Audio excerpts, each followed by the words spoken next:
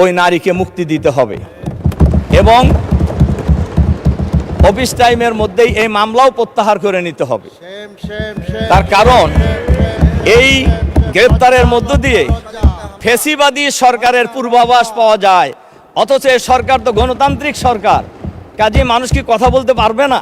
মাননীয় স্পিকার, আমরা একটা জিনিস সবাই ইতিমধ্যেই হয়তো অবগত হয়েছি যে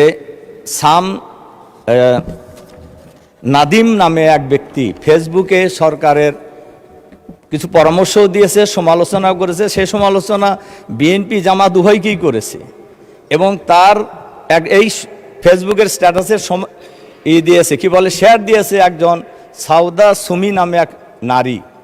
এরপরে পুলিশ তাকে গ্রেপ্তার করেছে এবং বলা হয়েছে উপরের নির্দেশে তাকে গ্রেপ্তার করা হলো এবং মামলাও দেওয়া হয়েছে এবং উপরের নির্দেশে মামলা দিয়ে গ্রেপ্তার করা হলো। আমার প্রশ্ন হলো, এমনি সমালোচনার মধ্যে ছিল তেলটাকে সে বেশি গুরুত্ব দিয়েছে। তো আমার প্রশ্ন হলো, উপরের নির্দেশ বলতে কাকে ওনারা বুঝিয়েছেন এটা আমি জানতে চাই। আর এর সাথে সাথে আমি মাননীয় স্পিকারের মাধ্যমে সরকারের কাছে আহ্বান জানাতে চাই, আজকের অফিস টাইমের মধ্যেই ওই নারীকে মুক্তি দিতে হবে এবং অফিস টাইমের মধ্যেই এই মামলাও প্রত্যাহার করে নিতে হবে। তার কারণ এই গ্রেপ্তারের মধ্য দিয়ে ফ্যাসিবাদী সরকারের পূর্বাভাস পাওয়া যায়, অথচ এই সরকার তো গণতান্ত্রিক সরকার, কাজে মানুষ কি কথা বলতে পারবে না? এজন্য আমি মাননীয় স্পিকারের মাধ্যমে এই বিষয়ে আমি সবার কাছে দৃষ্টি আকর্ষণ করছি। ধন্যবাদ। আমি দয়া করে বসেন মাননীয় সদস্য। এটা পয়েন্ট অফ অর্ডার রূপে গৃহীত হলো না, এটা কোনো পয়েন্ট অফ অর্ডার হয়নি, বিধিও আপনি উল্লেখ করেননি।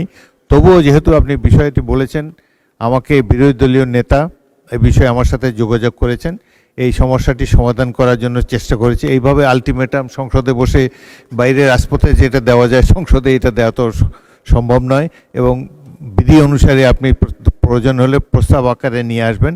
এইভাবে তাৎক্ষণিক সমাধান এইভাবে দাঁড়িয়ে যে কোনো বিষয়ে। আর ফেসবুক তো বাংলাদেশের ফেসবুক সম্পর্কে এটা এত বিশাল একটি বিষয়, প্রতিদিনই সরকারকে যাকে খুশি তারা মন্তব্য দিয়ে যাচ্ছে। সব কিছু আমলে নিলে এই সংসদ আর অন্য কোনো কাজ করতে পারবে না। তবুও মাননীয় বিরোধী দলের নেতা আমাকে বিষয়টি জানিয়েছেন, আমরা বিষয়টি খেয়াল করছি। এ ব্যাপারে আমরা প্রয়োজনীয় ব্যবস্থা গ্রহণ করার উদ্যোগ গ্রহণ করব। ধন্যবাদ। বসুন।